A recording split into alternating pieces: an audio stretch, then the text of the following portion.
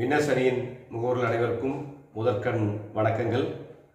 நமது யூடியூப் மூலம் இன்றைய பயிற்சியின் தலைப்பு எல்ஐசியின் ஜீவன் சாந்தி என்கின்ற திட்டத்தின் கால்குலேஷன் பகுதி. பிளான் நம்பர் 758 ஜீவன் சாந்தி. அந்த திட்டத்தில் இன்வெஸ்ட் பண்ணால் எப்படி ரிட்டர்ன்ஸ் கிடைக்கும் அப்படிங்கிறத நம்ம இன்றைய பயிற்சி வகுப்பில் நம்ம பார்க்குறோம். ஓகேங்களா?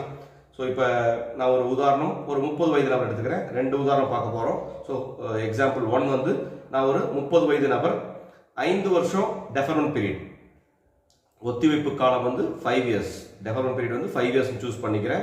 சிங்கிள் லைஃப், அவரோட அந்த 30 வயது நபரோட ஆயிலில் மட்டும் எடுக்கிற மாதிரி எக்ஸாம்பிள் எடுத்துக்கிறேன். இன்வெஸ்ட்மெண்ட் அமௌண்ட் வந்து ஒரு 10 lakhs. நான் இன்வெஸ்ட் பண்ணுற அமௌண்ட் வந்து ஒரு 10 லட்சம் அப்படிங்கிற மாதிரி எடுத்துக்கிறேன். ஓகேங்களா? 10 லட்ச ரூபா இன்வெஸ்ட் பண்ணுற மாதிரி எடுத்துக்கிறேன். எவ்வளோ டெபாசிட் பண்ணணும் அப்படின்னு பார்த்தீங்கன்னா 10,18,000 ரூபா டெபாசிட் பண்ணுற மாதிரி வரும். 10 லட்சங்கிறது பர்ச்சேஸ் ப்ரைஸ்னு சொல்லுவோம், 18,000ங்கிறது ஜிஎஸ்டி அப்படிங்கிறோம். ஸோ 10,18,000 ரூபா இன்வெஸ்ட் பண்ணுறோம். ஸோ இதுதான் இந்த எக்ஸாம்பிளோட எலிஜிபிலிட்டி. ஓகேங்களா? சரி, இப்போ இந்த 10,18,000 ரூபா இன்வெஸ்ட் பண்ணியிருக்கிற இந்த வாடிக்கையாளர் 5 ஆண்டுகள் டெஃபர்மெண்ட் பீரியடில் 30 வயதாக இருந்தால், அப்போ அவருக்கு 5 ஆண்டுகள் முடிவில் எப்படி பென்ஷன் வரும், என்ன ரேட் ஆஃப் இன்ட்ரெஸ்ட்டில் பென்ஷன் வரும் அப்படின்னு பார்த்துட்டிங்கன்னா, இப்போ அவர் வந்து சூஸ் பண்ணுறார், எனக்கு வேணுங்கிற பென்ஷன் மோடை வந்து அவர் சூஸ் பண்ணுறார். Yearly, half yearly, quarterly, monthly எப்படி வேணும் அப்படிங்கிறத அவர் சூஸ் பண்ணுறார். இப்போ எக்ஸாம்பிள் அவர் வந்து இயர்லி மோட் எடுக்கிறாருன்னு வச்சுக்கலாம். பென்ஷன் வந்து நான் வருஷம் வாங்கிக்கிறேன் அப்படின்னு அவர் நினைக்கிறார் அப்படின்னா, அவருக்கு 85,000 ரூபா உத்தரவாதமாக கிடைக்கும், கேரண்டியாக கிடைக்கும். ஃபிக்ஸ்டு அமௌண்ட் 85,000 ரூபா வந்து இயர்லி பென்ஷனாக கேரண்டியாக கிடைக்கும். இப்போ பர்சன்டேஜில் பார்த்தீங்கன்னா 8.5% ஒர்க் அவுட் ஆகும். ஓகேங்களா? இதே வந்து ஹாஃப் இயர்லி நான் சூஸ் பண்ணிக்கிறேன் அப்படின்னா 41,650 ருபீஸ் அவருக்கு கேரண்டியாக 6 மாதத்திற்கு ஒரு முறை பென்ஷனாக கிடைக்கும். ஓகேங்களா? ஸோ பர்சன்டேஜில் பார்த்தா 8.35% ஒர்க் அவுட் ஆகும். ஓகேங்களா? இதே வந்து குவார்டர்லியாக இருந்தால் 20,613 ரூபா வரும். இது வந்து 8.25% அப்படிங்கிற மாதிரி ஒர்க் அவுட் ஆகும். குவார்டர்லினா ஒரு 3 மாதத்துக்கு ஒருக்கா இந்த பென்ஷன் வந்து அந்த வாடிக்கையாளருக்கு வரும். ஓகேங்களா? இதே மந்த்லி நான் சூஸ் பண்ணிக்கிறேன், மாதம் பென்ஷன் வர மாதிரி நான் சூஸ் பண்ணிக்கிறேன் அப்படின்னா அந்த வாடிக்கையாளருக்கு 6,800 ரூபா மாதம் உத்தரவாதமாக பென்ஷன் வந்துட்டே இருக்கும். 6,800 ரூபா எவ்வளோ? 10 லட்ச ரூபா இன்வெஸ்ட் பண்ணுறது வாடிக்கையாளருக்கு. பர்சன்டேஜில் பார்த்தா 8.16%. ஓகேங்களா? ஸோ அவர் மோடை சூஸ் பண்ணிக்கிறார். Yearly, half yearly, quarterly, monthly 4 மோடில் எது வேணால் சூஸ் பண்ணிக்கிறார். இயர்லினா 85,000, ஹாஃப் இயர்லினா 41,650 ருபீஸ், குவார்டர்லினா 26,113, மந்த்லினா 6,800 ருபீஸ். ஓகேங்களா? அப்போ 8.5% இயர்லியாக இருந்தால், ஹாஃப் இயர்லியாக இருந்தால் 8.35%, குவார்டர்லியாக இருந்தால் 8.25%, மந்த்லியாக இருந்தால் 8.16%. இந்த மாதிரி ரேட் ஆஃப் இன்ட்ரெஸ்ட்டில் அது ஒர்க் அவுட் ஆகுது. ஓகேங்களா? ஸோ இப்போ ரிஸ்க் கவரேஜ் ஆகுது, இந்த வாடிக்கையாளருக்கு வந்து ரிஸ்க் கவரேஜ் ஆகுது அப்படின்னு பார்த்துட்டிங்கன்னா, இப்போ எக்ஸாம்பிள் நான் 1 இயர்க்குள்ள ரிஸ்க் ஆகுதுன்னு வச்சுக்கலாம். அப்போ அந்த பென்ஷன் அவர் வாங்கியிருக்க மாட்டார். கரெக்டாக? ஏன்னா நம்ம 5 இயர்ஸ் டெஃபர்மெண்ட் போட்டிருக்கோம். அப்போ 5 ஆண்டுகளுக்கு அப்புறம் தான் வந்து அவருக்கு பென்ஷன் வந்து வந்துட்டே இருக்கும் கேரண்டியாக. ஓகேங்களா? லைஃப் டைம் ஃபுல்லாக வந்துட்டு இருக்கும். கரெக்டுங்களா? லைஃப் டைம் ஃபுல்லாக இந்த தொகை வந்து வந்துட்டு இருக்கு.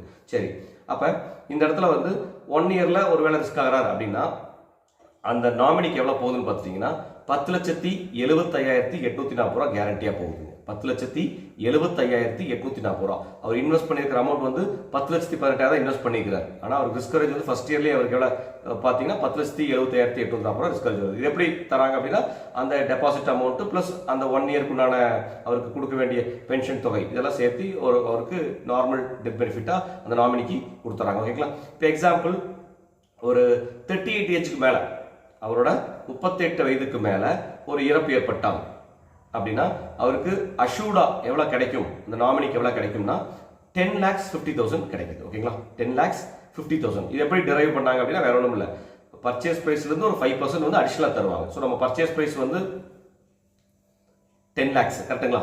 ஜிஎஸ்டி இல்லாமல் பர்ச்சேஸ் ப்ரைஸ் வந்து 10 lakhs. ஸோ அந்த 10 lakhsக்கு அடிஷனல் ரிஸ்க் கவரேஜ் ஆச்சுன்னா அடிஷனல் 5% தரப்ப இந்த 10,50,000 ரூபா உத்தரவாதமாக 38 வயதுக்கு அப்புறம் இறப்பு வரை எப்போ இருந்தாலும் நாமினிக்கு கிடைக்கக்கூடிய தொகை அப்படின்னு சொல்கிறோம். ஓகேங்களா?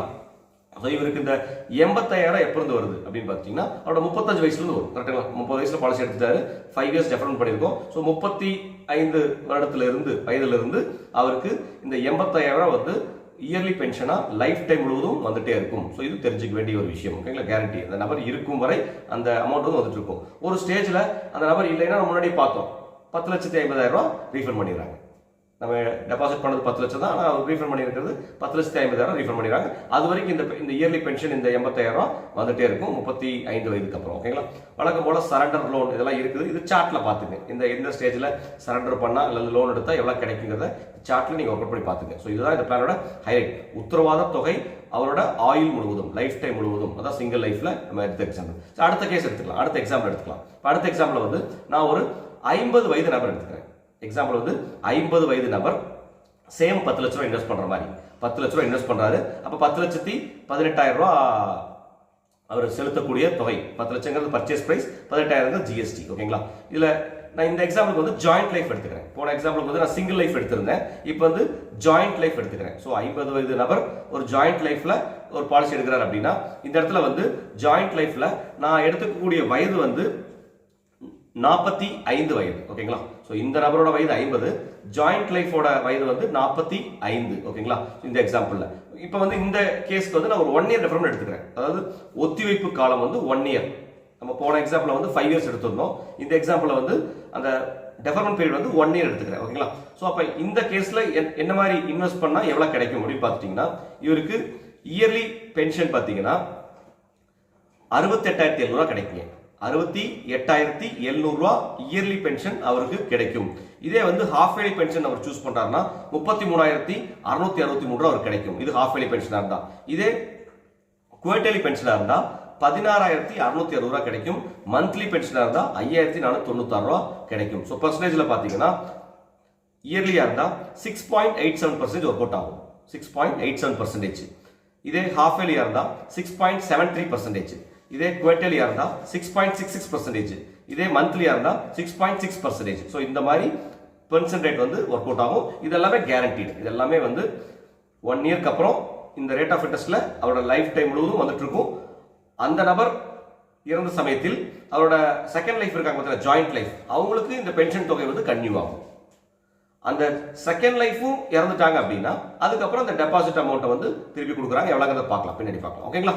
ஸோ இதுதான் இந்த ஸ்கீமோட பெனிஃபிட். ஸோ இப்போ நம்ம பார்க்க போகிறது டெத் பெனிஃபிட்.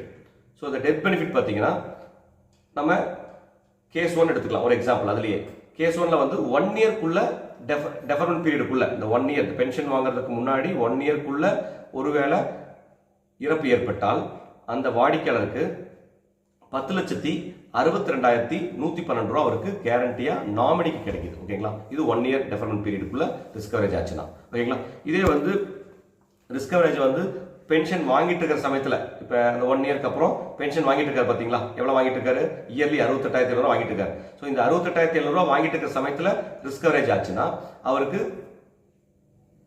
கேரண்டீடா 10,50,000 ரூபா நாமினிக்கு கிடைக்கும். ஆனால் இந்த இடத்துல நம்ம ஜாயிண்ட் லைஃப் போட்டிருக்கோம். ஸோ அப்போ இந்த ஃபர்ஸ்ட் லைஃப் பணம் வாங்கிட்டு இருக்காரு, பென்ஷன் வாங்கிட்டு இருக்காரு, அது அவர் ரிஸ்க் கவரேஜுக்கு அப்புறம் அந்த பென்ஷன் வந்து செகண்ட் லைஃப்க்கு கண்டினியூ ஆகுது.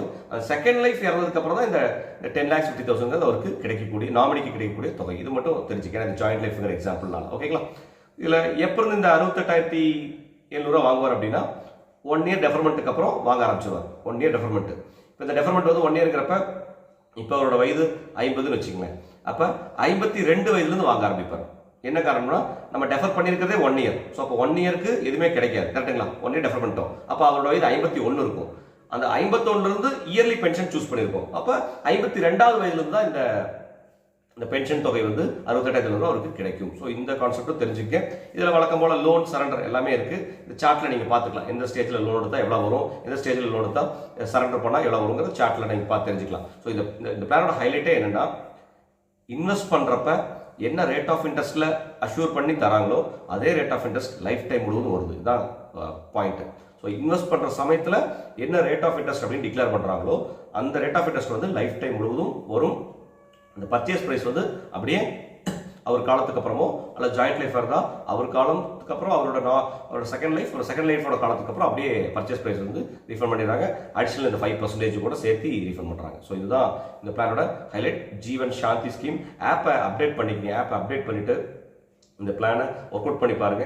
ஸோ இப்போ என்ன ரேட் ஆஃப் இன்ட்ரெஸ்ட் அது பிரகாரம் அந்த ஆப்ல இருக்கு. ஸோ அதை ஒர்க் அவுட் பண்ணி வாடிக்கையாளருக்கு அவரோட பட்ஜெட்டுக்கு ஏற்ற மாதிரி அவரோட இன்வெஸ்ட்மெண்ட் அவருக்கு ஏற்ற மாதிரி நம்ம பாலிசி கொடுத்து அவருக்கும் பயனடைய மாதிரி நம்ம கொடுக்கலாம். ஓகேங்களா? ஸோ இந்த தகவலோடு இன்றைய பயிற்சியை நிறைவு செய்கிறேன். நன்றி, வணக்கம்.